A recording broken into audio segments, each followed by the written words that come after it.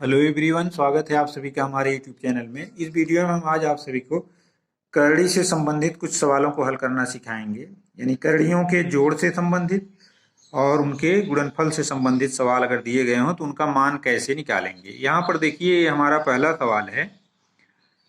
पहला सवाल दिया गया है, करड़ी में 10 धन करड़ी में 25 धन करड़ी में 121। इस तरीके से कई करड़ियां अगर दी गई हैं तो उनका मान ज्ञात करना हो तो हम सबसे अंतिम से उठाते हैं। यहाँ पर देख रहे हैं, सबसे अंतिम करड़ी 121 है, तो इसका हम वर्गमूल निकाल लेंगे।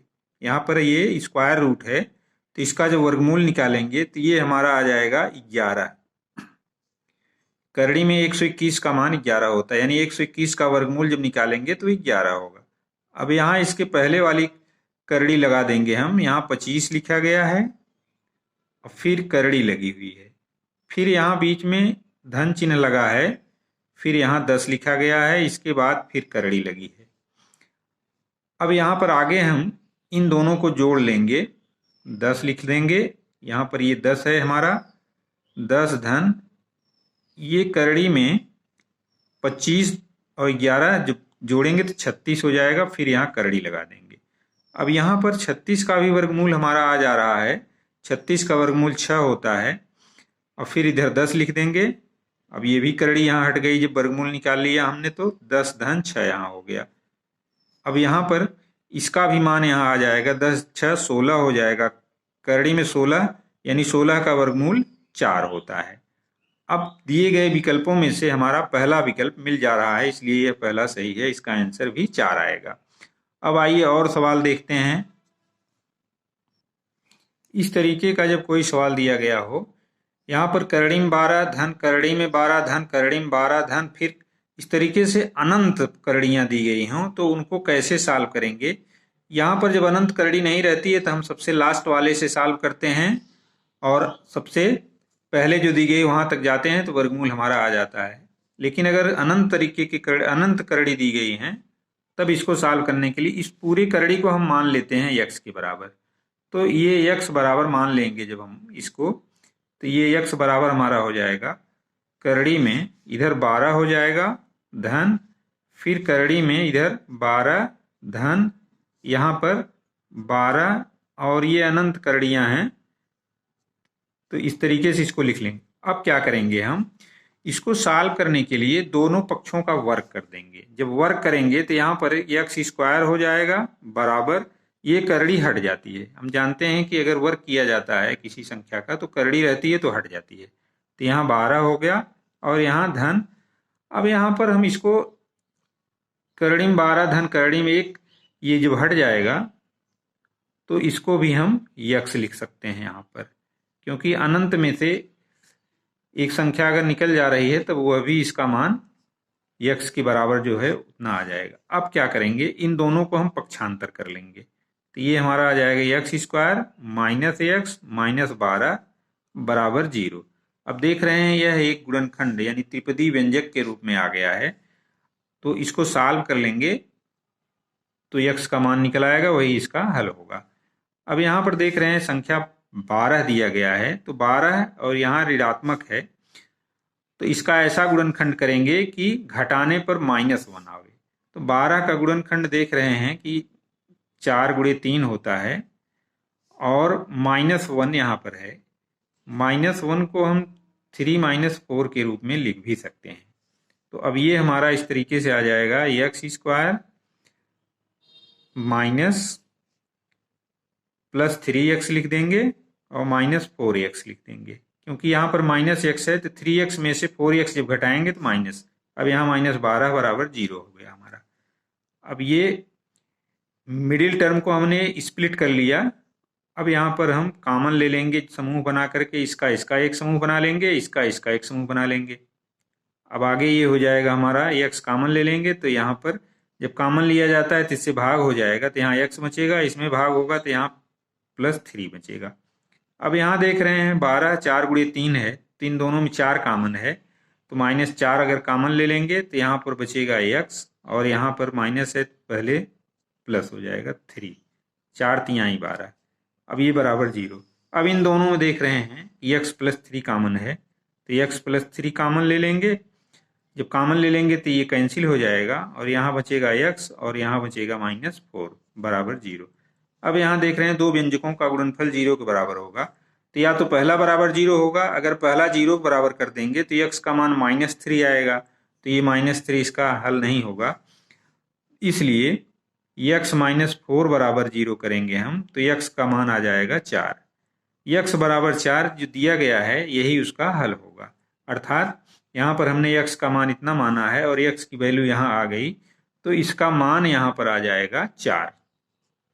तो यही इसका आंसर होगा। तो इस तरीके से अगर अनंत पद दिए गए हैं और कुछ पद दिए गए हैं तो दो प्रकार के सवालों को सॉल्व करना हमने सिखाया आप सभी को। आशा करता हूँ कि ये दोनों प्रकार के सवाल आप सॉल्व कर लेंगे। अब हमारा अगला सवाल है, ये कई करणियां गुणा के रूप में दी गई हों। यहाँ पर देखिए करणिम 5 है, इसमें गुणा किया गया करणिम 5 गुणे करणिम 5 गुणे करणिम। यहाँ देख रहे हैं कि ये 1 2 3 4 5 बार गुणा किया गया है एक ही करणी का। तो ऐसे सवालों को सॉल्व करने के लिए हम यहाँ पर इसको एक सूत्र के माध्यम से सॉल्व कर लेंगे। यहाँ पर अगर ये है तो 5 पावर 1 माइनस 1/2, जितनी बार ये रहता है तो यहाँ 5 बार है तो इसका घात 5 कर देंगे, ये सूत्र है। अब इसको हम सॉल्व कर लेंगे 5 की पावर 1 माइनस 1/1 का घात 5 करेंगे तो एक ही आएगा, एक की चाहे जितनी भी घात करें एक ही आएगा, तो 1/, हो जाएगा ये हमारा 2 की पावर 5। यहाँ 2 की पावर 5 लिख देंगे। जब 2 की पावर 5 यहाँ हो जाएगा तो ये अब हमारा आ जाएगा 5 की पावर 1 माइनस 2 की घात 5 करेंगे तो ये 32 हो जाएगा। 2 दूनी 4 दूनी 8 दूनी 16 दूनी 32, 5 बार 2 को गुणा करेंगे तो 32 हो जाएगा। अब इसको एक में से 1/32 घटाएंगे तो 1 और 32 का एलसीएम 32 होगा, तो 32 1 के 32 में से अब यहाँ इसको इस तरीके से लिख देंगे 5 पावर 32 माइनस 1/32 होगा ये। तो ये हमारा आ जाएगा 5 के पावर 32 में से 1 घटाएंगे तो 31 होगा, 31/32 यही इसका आंसर होगा। अर्थात इसका मान आ गया कि 5 के पावर 31/32। इस तरीके से कोई भी सवाल दिया जाए तो हम इस सूत्र से आसानी से हल कर सकते हैं। अब यहाँ पर इसको हम सामान्य तरीके से भी इसको x मान करके भी हल कर सकते हैं। यहाँ अगर इसको x मानेंगे तो ये हमारा हो जाएगा x बराबर करड़ी में 5। अब इसके बाद दोनों का स्क्वायर कर देंगे तो 5x हो जाएगा, कॉमन ले लेंगे x माइनस 5 बराबर 0 हो जाएगा, तो x का मान 5 उस तरीके से भी आ जाएगा।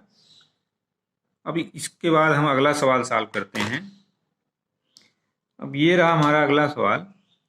यहाँ पर √5 इंटू √5 ये एक ही रूट का अनंत बार गुणा किया गया है, तो इसको भी उसी तरीके से सॉल्व कर सकते हैं हम। यहाँ पर लिखेंगे 5 की पावर 1 माइनस 1/2 की पावर, यहाँ इनफाइनाइट अनंत बार है तो यहाँ इसका घात अनंत कर देंगे।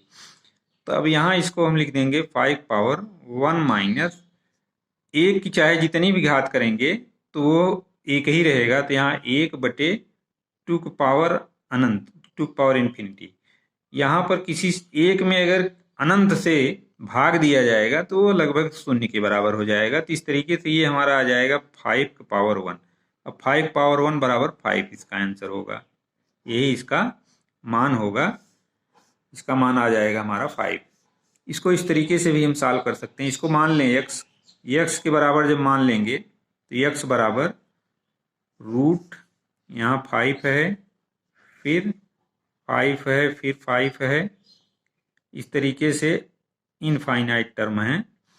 अब यहाँ पर स्क्वायर कर देंगे अगर हम इसका, तो x स्क्वायर बराबर हो जाएगा 5 इंटू √5 √5 ये इनफाइनाइट टर्म है। अब यहाँ पर इसको हम x के बराबर लिख सकते हैं, क्योंकि x के बराबर हमने माना है, तो ये x स्क्वायर बराबर 5 इंटू x हो जाएगा हमारा। अब यहाँ पर पक्षांतर कर लेंगे तो ये x स्क्वायर माइनस 5x बराबर 0 हो जाएगा। अब यहाँ पर x को हम कॉमन ले लेंगे, जब x कॉमन ले लेंगे तो x माइनस 5 बराबर 0 होगा, तो x को 0 के बराबर होगा नहीं, इसलिए x माइनस 5 बराबर 0 करेंगे हम, तो x बराबर 5 आएगा। तो तो यक्स को हमने इसके बराबर माना है, अर्थात इसका मान 5 आ गया। तो इस तरीके से हम विस्तार से भी सॉल्व कर सकते हैं और सूत्र से भी इसको सॉल्व कर सकते हैं। तो इस तरीके से हमने आज आप सभी को करणी से संबंधित कुछ महत्वपूर्ण सवालों को हल करना सिखाने का प्रयास किया। आशा करता हूं कि ये सभी सवाल आपकी समझ में आए होंगे। अगर वीडियो अच्छा लगे तो इसको लाइक और शेयर करें, और चैनल पर नए हों तो प्लीज़ चैनल को सब्सक्राइब करें। मिलते हैं अगले वीडियो में, तब तक के लिए धन्यवाद।